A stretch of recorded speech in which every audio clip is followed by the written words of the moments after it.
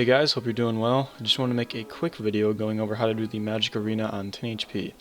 So what you're going to need are Purple Sweets, Ring of Recoils, Prayer Potions, and two optional things are the Serp Helm and the Dwarven Rock Cake, but we'll talk more about that later in the video. So before we even get over to the Magic Arena, you want to make sure that your magic level is as low as it can possibly be, so that when you actually do damage to the monsters in the arena, you get the least amount of HP XP possible. So there's two main ways to lower your magic level. The first is to go to the altar north of Fally and grab Wine of Zamorax. When you grab the wines, make sure you have Protect from Melee on, and just spam click 1 and keep clicking on the wine, and each time your stats will be lowered and you'll get hit a 1. So just bring cakes, keep eating a cake whenever you need to, and then whenever your prayer runs low, you can pray at the altar right next to it. And just continue to do that until all your stats are down to 1. And then another option to lower your magic level is to drink Ceridome and Brews.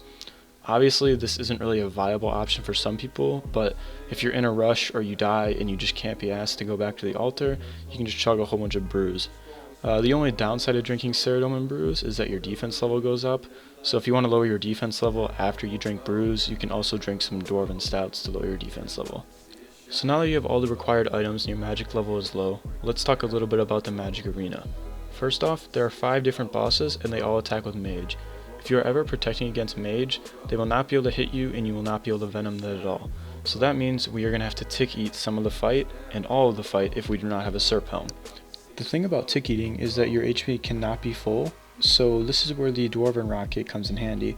If at the beginning of the fight or any time during the fight your HP is full, you can guzzle the Dwarven Rock Cake to lower your HP so you are successfully able to tick eat. With that out of the way, let's talk about the first out of 5 phases. So the first boss, you are not going to want to use a Serp Helm, you are only going to want to use a Ring of Recoils. When you first get in the fight, just have Protect from Mage on so you can get a feel of the way the boss attacks. Then, once you are ready, remove Protect from Mage, and you are going to have to tick eat 2 of his hits so that he is down to 1 HP. After that, you are going to want to put Protect from Mage back on, and you're going to want to cast Wind Strike against him. This is where you want your magic level to be low, so hopefully you do not get as much HP XP. So after the first boss, you have a couple different options on what you can do. First, you can continue to go through the rest of the bosses in the Mage Arena, or you can leave and go refill on supplies if you need to. After you've killed one of the phases, or whichever phase you kill, it will save your progress and you can leave and come back into the Mage Arena later and it will restart you exactly where you were. So with the first boss out of the way, let's talk about the rest of the phases. Use the same strategy against the 2nd, 3rd, 4th, and 5th boss, so pay attention closely. Basically, you're going to want to do the same exact thing as you did for the first boss. You're going to want to go in with Protect from Mage on, but this is where things kind of change a little bit. If you have a Serp Helm, you're going to want to have that equipped instead of a Ring of Recoil, and of course, take Protect from Mage off and tick eat hits until he gets venomed. Once he gets venomed, you can turn Protect from Mage back on, then cast a Wind Strike, and wait until he dies from venom. Unfortunately, if you do not have the luxury of having a Serp Helm, you are going to have to use a Ring of Recoils the entire fight. So it's kind of similar to the first one. You're just going to want to take Protect from Mage off and tick eat hits until your Ring of Recoil shatters, then just put Protect from Mage on, equip another Ring of Recoil, take your prayer back off, and continue tick eating. Similar to the first boss, you will have to do a Wind Strike hit sometime during the fight. Unlike the first boss, however, it does not have to be the last hit. Just make sure you do at least 1 damage with Wind Strike sometime during the fight so your kill actually counts.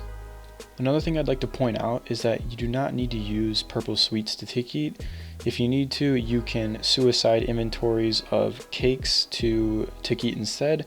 And the same goes for Ring of Recoils. If you need more Ring of Recoils than you can fit in your inventory, you can also suicide a pile of Ring of Recoils into the arena. Those items will be on the ground for an hour and you should be fine then. As I said before, the 2nd, 3rd, 4th, and 5th boss are all the same, so just continue the strategy I just talked about until you have killed all of the bosses. So after you've killed all of the bosses, congratulations, you have successfully completed the Mage Arena at 10 HP. So now you may be wondering, why did I just complete the Mage Arena at 10 HP? Well, you unlock this spell called Charge. And Charge is basically the equivalent of Imbue on mains to a 10 HP account. It's passive magic experience that you can get while losing 0 ticks while casting the spell. So to unlock charge outside of the magic arena, you need to splash 100 spells of a god spell at the magic arena. So grab a whole bunch of negative reducing magic gear and head back to the magic arena with your staff and god cape. What you're going to want to do is splash a god spell 100 times, and you will get a little chat message that pops up, and you will officially be able to cast charge outside of the magic arena. So let's talk a little bit about charge. You can cast charge every 1 minute, and it grants 180 magic experience.